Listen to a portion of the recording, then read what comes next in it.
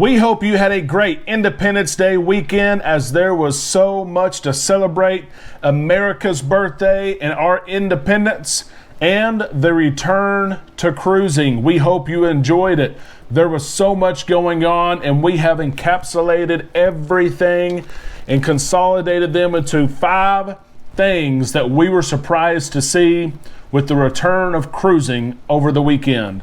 Let's look at those 5 things right now on Island Time.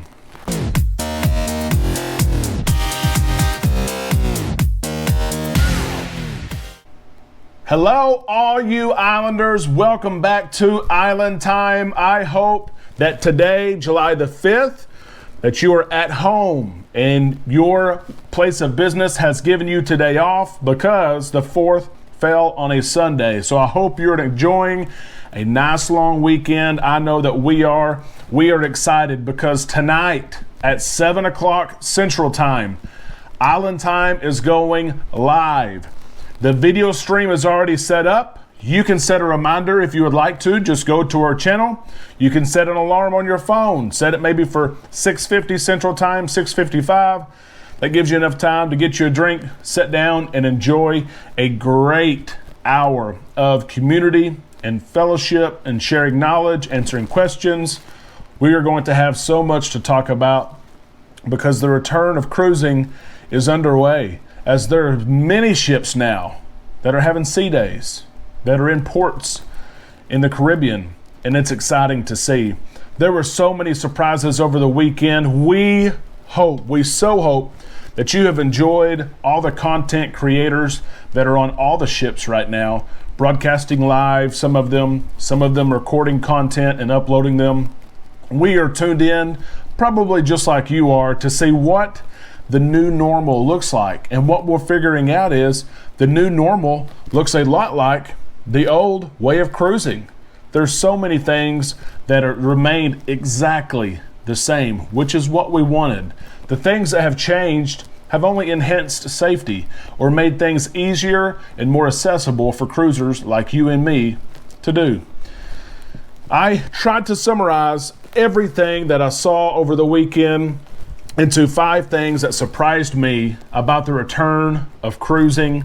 I watched many hours Saturday as the Carnival Vista left Galveston, and yesterday as the Horizon left Miami.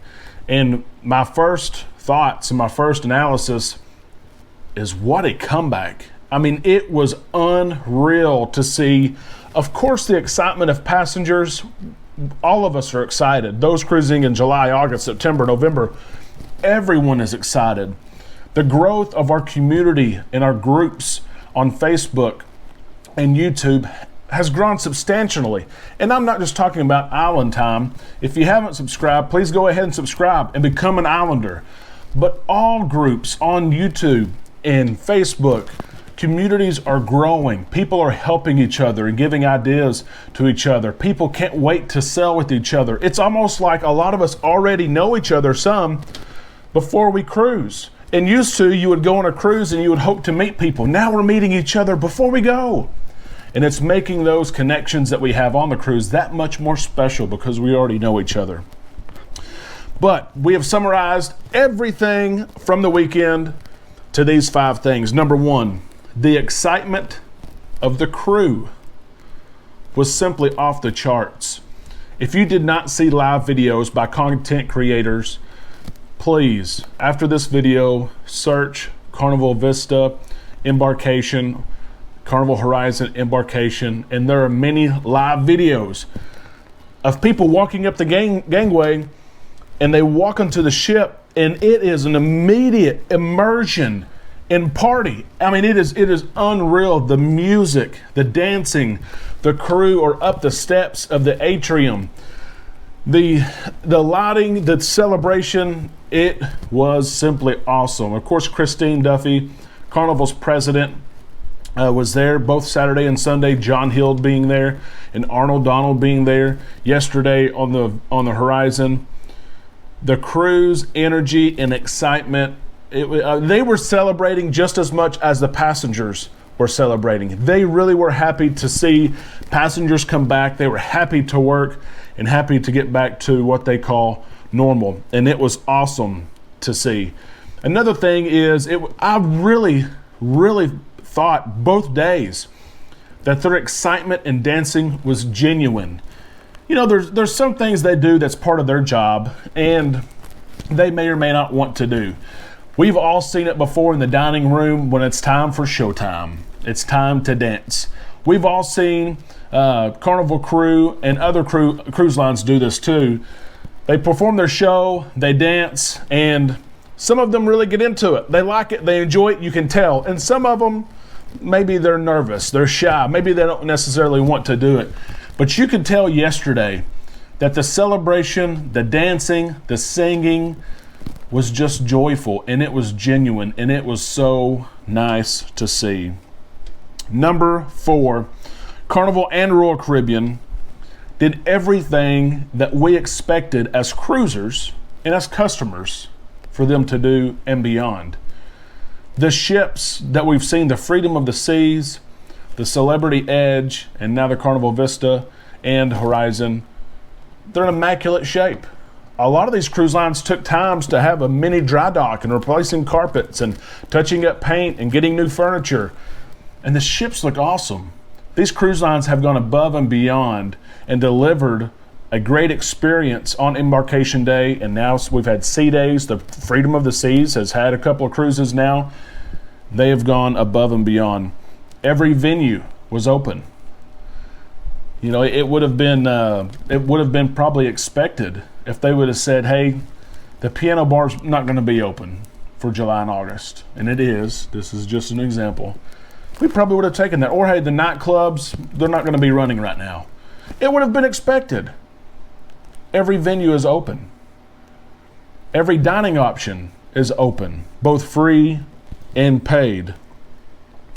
The environment is the same. The live music is amazing. There's so much live music on all of these ships, and it's so exciting to see. And it's cruisers that are looking forward to this live music. One thing that I noticed on the videos, especially late yesterday evening and this morning on Monday, July 5th, was the staff to passenger ratio is higher than it's ever been. The ships are 100% staffed or very close to it. And of course, the ships for Carnival are about 70%. Royal Caribbean's about 50%. Celebrity is below 50%. But the crews are almost at 100. So you're getting more attention from crew members and seeing crew members more than you ever have. And they're taking care of you. It is an awesome, awesome experience. Entertainment is in the left lane, hammer down, from the live music, which of course we love. The comedy shows. Carnival announced we're going to do comedy. And I expected to have 1 or 2 comedians. They usually have 4 before COVID. They'd have 2 for half the week, 2 for the other half the week. And guess what they're doing?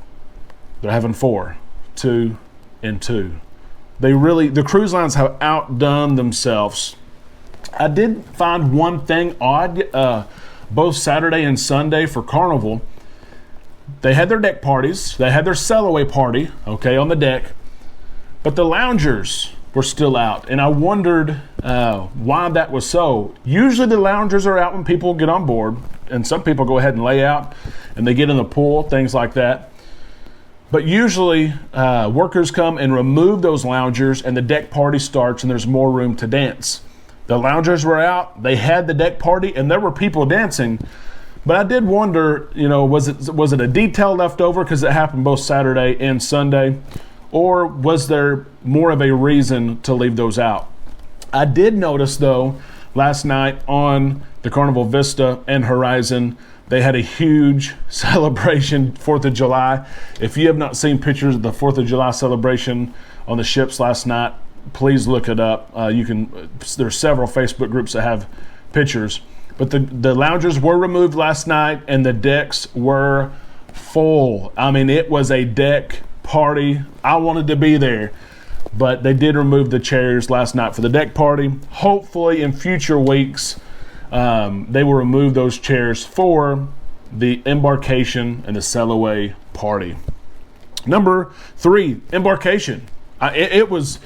We have read so many reviews from cruisers who are on the Celebrity Edge, Freedom of the Seas, and both Carnival ships, and embarkation is a breeze. And I think really some of that is because of the training and the preparation that's gone into place from the cruise lines.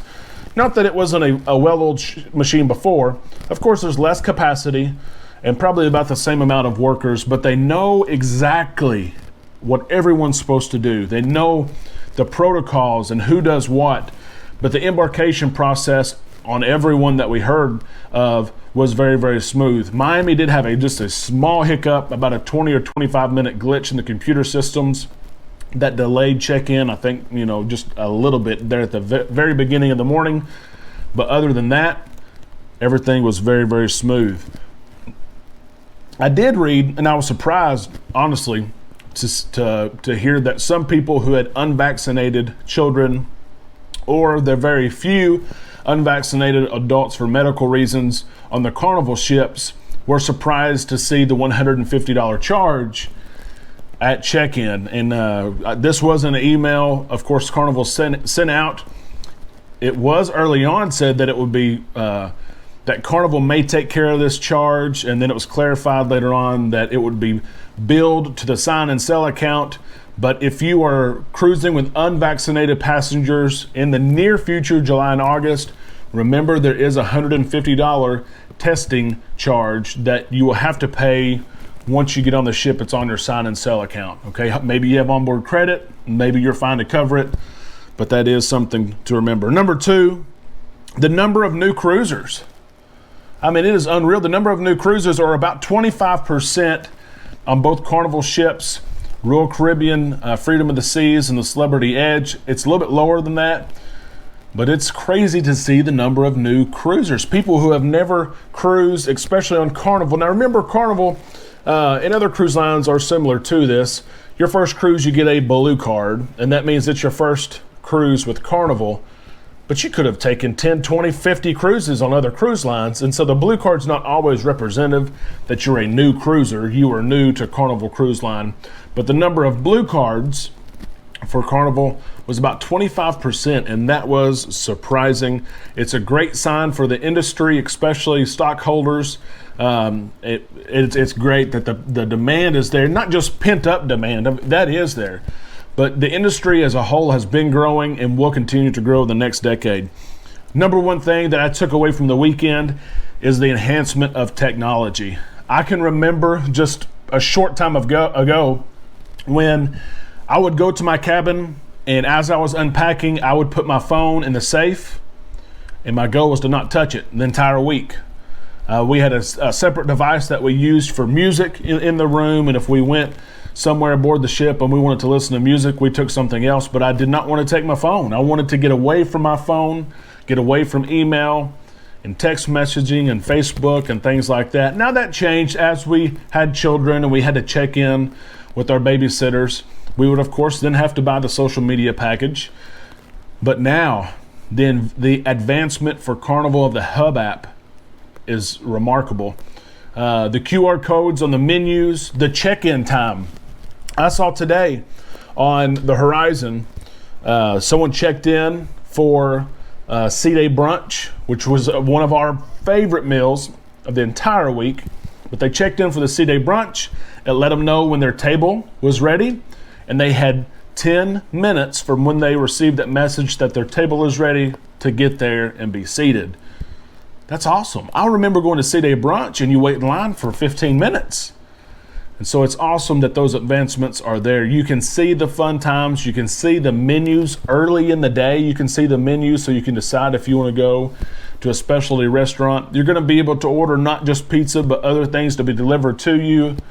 You can buy photos and just all kinds of different stuff on there. It is a true advancement, and it's gone to the point now that you need to have your phone. It's not required yet. You can still pick up phone times from guest services. You can still check in for C-Day brunch and for your time dining at the venues, but it really changes your experience if you use it. And so we're going to use it later this month. We're excited about it, but it has changed. And then the wearable technology with Royal Caribbean and celebrity, the wearable technology of, and it was around before COVID, but contact tracing, of course, is what it's been used for. But the wearable technology to open your cabin door, to pay for different things on board the ship, technology has really changed. And then the huge internet upgrades from cruise lines around the world, really.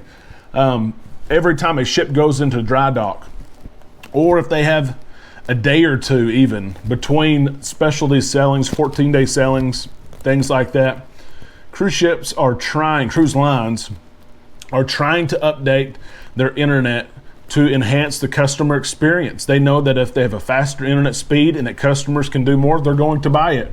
And that's exactly what they're doing. Carnival claims that every ship, once it returns into service, slowly, gradually over the next several months, is going to have this new enhanced, empowered internet that maybe people hopefully won't mind paying for.